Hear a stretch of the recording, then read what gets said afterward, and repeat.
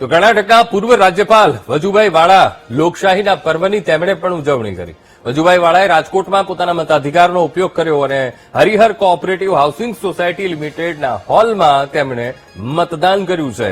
વધુમાં વધુ મતદાન કરીને લોકશાહીના પર્વમાં સહભાગી થવા માટે વજુભાઈએ અપીલ પણ કરી. યુવાનોને સમસ્ત મતદારોને હું અપીલ કરું છું કે જે પાર્ટી રાષ્ટ્રને મજબૂત કરે, ભારતીય સંસ્કૃતિનું સંરક્ષણ કરે એવી પાર્ટીના લોકોને મત આપવો જોઈએ.